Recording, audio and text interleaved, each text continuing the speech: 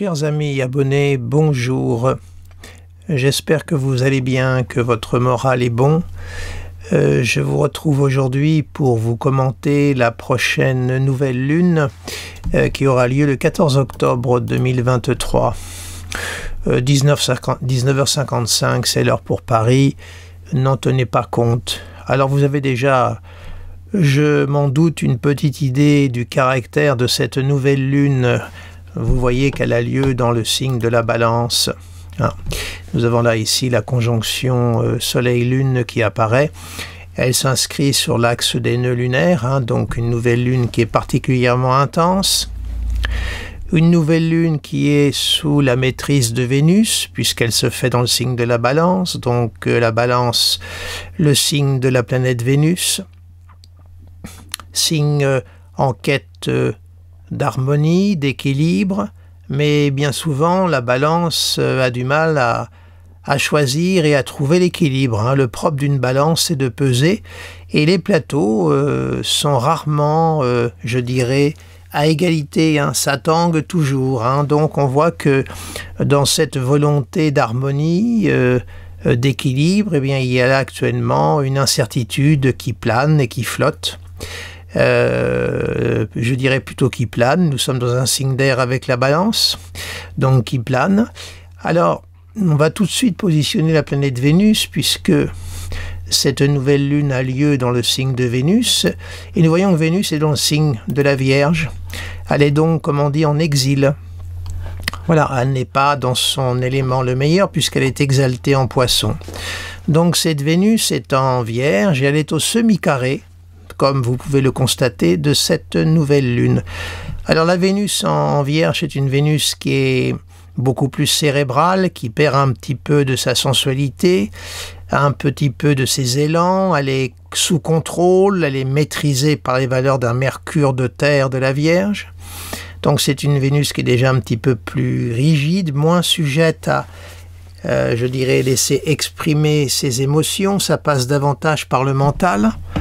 C'est un amour de la parole, un amour de la pensée, une Vénus vierge, mais elle n'est pas vraiment propice à l'expression des sens. Et elle est au semi-carré de la conjonction nouvelle lune. On voit là qu'il y a une petite ligne de tension forte. Les énergies entre les deux circulent mal. Il y a un blocage, nous allons dire. Un blocage subtil, mais non moins très puissant. Continuons l'exploration, puisque Vénus étant Vierge, nous allons positionner Mercure, qui est le maître de Vénus. Restons toujours dans un langage astrologique. Et Mercure, lui, est dans le signe de la Balance. Il est conjoint à cette nouvelle lune. Vous voyez, on a donc là une nouvelle lune qui est, je dirais, presque mercuro-vénusienne, puisque nous avons une réception mutuelle entre Vénus et Mercure. Mercure Balance, donc Mercure vénusien, et Vénus Vierge, Vénus mercurienne. Il y a là une réception mutuelle entre les deux, donc ça ne fait que renforcer ce que je viens de vous dire. Mercure qui marque nos facultés intellectuelles, notre façon de communiquer, et sous la maîtrise de Vénus. On voit qu'il y a là déjà dès le départ, dans ce ciel, une question d'équilibre, d'harmonie et de concorde, de paix qui se pose d'emblée. Là, il y a une ligne de tension très dense. Le semi-carré est un aspect dit mineur, mais qui est d'une très grande intensité. Et là, il l'est d'autant plus qu'il fait intervenir la nouvelle lune et Vénus est une planète rapide. Donc ce semi-carré est d'autant plus fort. Alors nous allons continuer notre exploration de cette nouvelle lune, et nous allons passer à la planète Mars. Le fameux Mars qu'actuellement, voilà, on voit que Mars est actuellement en Scorpion. Donc c'est un Mars qui est très puissant. J'ai oublié de vous dire que j'enregistre cette vidéo le 11 octobre pour situer le temps. Donc là, pour le 14 octobre, le jour de la nouvelle lune, Mars est en Scorpion. Il est donc très fort, il est dans son signe. Il est en pleine expression de ses moyens. Le Mars Scorpion, Mars c'est la guerre. En Scorpion, c'est une guerre souterraine, une guerre, je dirais, stratégique, profonde, une guerre qui est aussi sous les auspices de Pluton, puisque Mars est en Scorpion, mais également le Scorpion a une maîtrise sur Pluton. Donc on voit que nous avons un climat là qui est plutôt, je dirais, tendu, et nous voyons que Mars est au sextile de Vénus. Hein. Donc on voit bien que l'action se met au service de Vénus actuellement. Hein.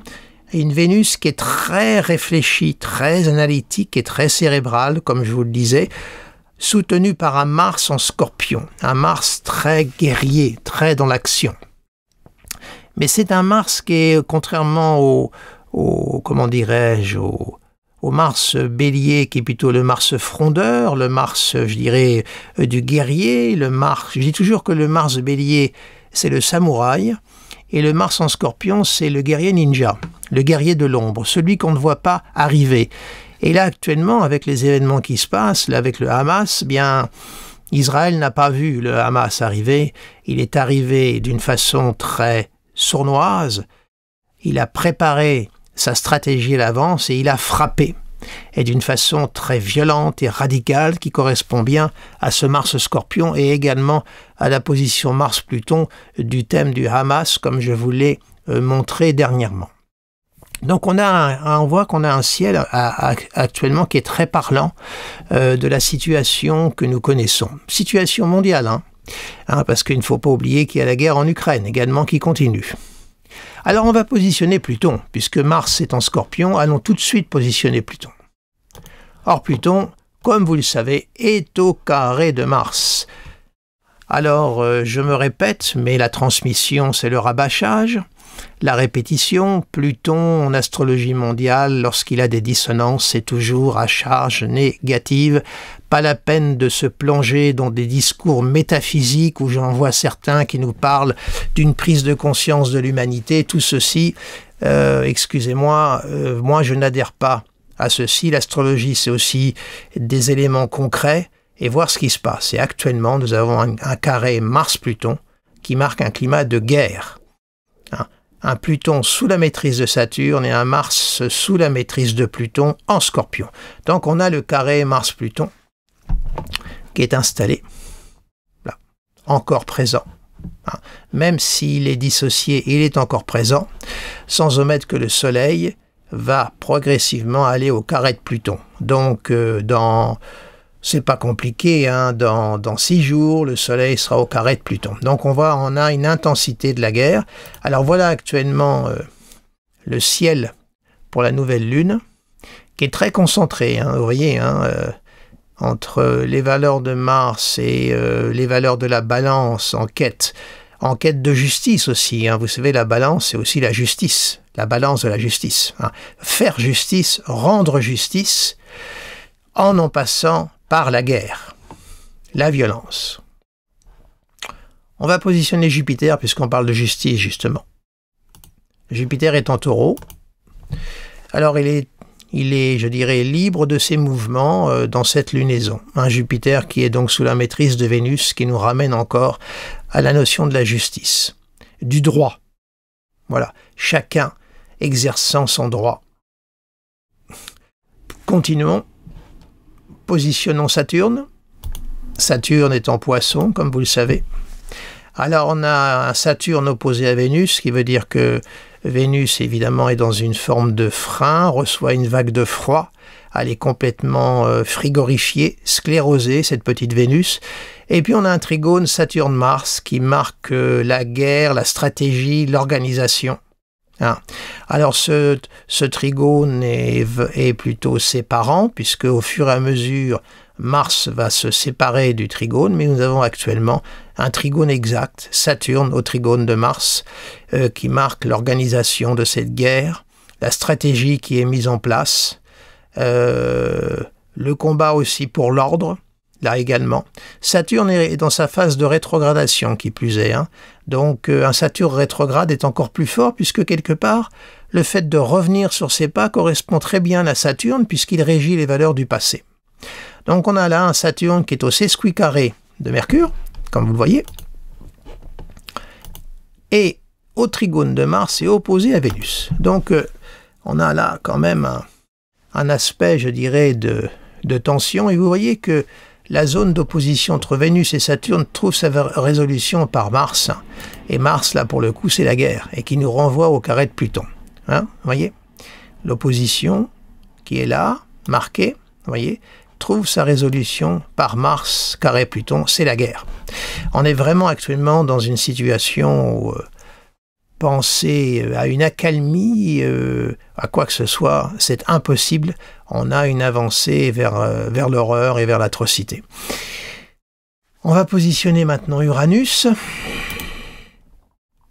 Alors Uranus est en Taureau. Il forme un quinconce à la nouvelle lune et un trigone à Pluton. Trigone de 5 degrés, il est assez large pour des planètes lentes, mais il y est. Hein.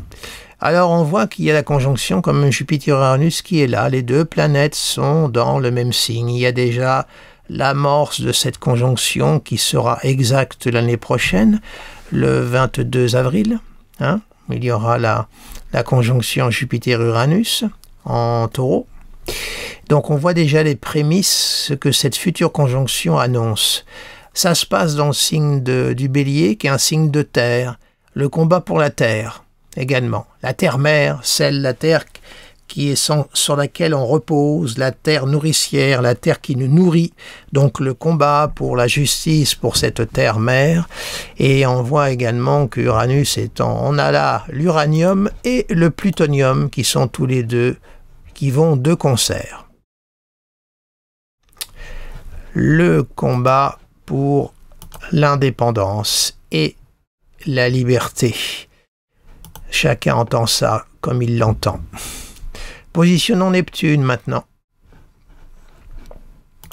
Neptune. Neptune est en Poisson, à 25 degrés. Alors lui, il fait un sextile à Pluton et un sextile à Uranus. Alors ce sextile, heureusement qu'il est là. Parce que je pense que ce sextile-là nous empêche de verser totalement dans la barbarie. Hein. Ça n'empêche pas la guerre, mais ça nous évite peut-être de verser dans une guerre mondiale. Voilà. Voilà. Et alors actuellement, on voit que ce Neptune est au sextile d'Uranus et au sextile de Pluton. Alors c'est vrai qu'on peut aussi interpréter que ces valeurs-là se prêtent à un combat au service, on va dire, d'un idéal, mais enfin le mot est à prononcer avec beaucoup de réserve. Tout au moins on voit que l'humanité est actuellement en posture de combat. Hein, Neptune en Poisson, hein, en tenue de guerre si j'ose dire. Hein. Alors Mars va aller évidemment au trigone de Neptune, hein, dans quelques temps. Hein. Mars, vous savez, il met 2 mois pour traverser un signe, hein, donc nous allons avoir dans 2 mois Mars au trigone de Neptune, mais nous ne sommes pas encore dans 2 mois. Je ne vais pas vous projeter si loin, on va rester dans un futur très proche actuellement. Alors on peut positionner aussi Eris, puisque je vous en avais parlé, pour cette nouvelle lune. Hein, on voit que Eris, tout de même, sur l'axe des nœuds, est dans l'ordre de l'opposition à cette nouvelle lune. Hein. On a l'opposition, vous voyez, Eris, là, vous voyez, est opposé, si on marque les aspects. Hein. Ça arrose bien, hein. Eris, la planète de la discorde. Hein. Je vous en ai parlé dans ma courte vidéo sur le Hamas, mais là je relève quand même qu'elle est conjointe vraiment sur l'axe des nœuds. Voilà. Et puis ici on positionne également Chiron. Hein. On voit un alignement là également, Chiron, voilà, Chiron, Eris sur l'axe des nœuds. Hein. À noter pour nos observations, surtout concernant la planète Eris, parce que Eris est une planète, Chiron est un astéroïde. Je suis toujours réservé sur les astéroïdes, mais ça c'est un débat à part. Voilà, je me permets quand même de signaler cet alignement qui est quand même très parlant par rapport à la situation que nous traversons actuellement. Voilà, mes chers amis, un peu l'état de cette nouvelle lune. Une nouvelle lune qui, comme vous pouvez le constater, est très perturbée. Hein. On a des lignes noires, des lignes rouges, des lignes marron et lignes vertes, lignes bleues, il y en a très peu. Hein. Donc on est à un moment de notre vie collective, de notre histoire tragique. L'histoire est une tragédie qui ne cesse de se renouveler, de se répéter, mais là nous sommes en plein milieu. Hein. Alors, comment vous dire? Difficile de dire quelque chose hein, devant ce qui se passe actuellement. Hein. Tant la folie, la barbarie hein, est en place. Hein. Donc difficile hein. Également, vous voyez, j'ai oublié de vous dire Eris, axe des nœuds au carré de Pluton. Hein. Oublié de vous signaler ça également. Vous voyez, l'axe des nœuds, là, si on met, vous avez en plein dedans, ça fait carré aussi. Donc voilà un petit peu ce ciel tout en tension. Vous voyez cette espèce de grand carré hanté là, hein, très puissant. Zone d'opposition totale. La blessure, la discorde, le nœud nord, tout s'oriente vers ça. Tout est concentré vers cela, au carré de Pluton relayé par Mars. On est vraiment, et Vénus qui est au semi-carré de cette nouvelle Vénus, et une Vénus qui est en exil. Bref, il n'y a pas grand-chose actuellement pour apporter un contrepoids. On est dans un ciel noir, pour tout vous dire. Alors, chacun à notre niveau, cultivons notre bonheur. Ça ne veut pas dire de tomber dans une vision narcissique et de nier ce qui se passe autour de nous. Ce n'est pas du tout ce que je sous-entends. Hein. Comprenez bien mes propos, mais à notre propre niveau, soutenons-nous et apportons-nous un peu le soutien, l'attention, la tendresse, l'amour qu'il faut entre nous pour pouvoir résister et faire face à cette barbarie qui ne cesse de monter un peu partout, et je crains que ça ne soit pas fini. En toute honnêteté, je crains que ça ne soit pas fini, on est loin du compte. Parce que quand on voit le thème du Hamas, il faut se méfier, il faut bien se dire que le Hamas savait qu'Israël allait riposter d'une façon très dure. C'est d'ailleurs pour ça qu'ils ont pris les otages, parce que les otages leur servent de gilet pare-balles et de bouclier. Et ils ont certainement d'autres actions en réserve. Je me méfie beaucoup, surtout quand je vois l'arrivée du Soleil progressivement au carré de Pluton. Le Soleil, ce sont les pulsions de vie, et Pluton, les pulsions de mort. Il va y avoir un carré entre les deux, et les dissonances Soleil-Pluton sont toujours critiques sur le plan mondial. Voilà. Eh bien, écoutez, mes chers amis, j'arrête ici cette nouvelle lune très sombre. Je vous souhaite une excellente journée, je vous remercie de votre fidélité et je vous dis à très bientôt.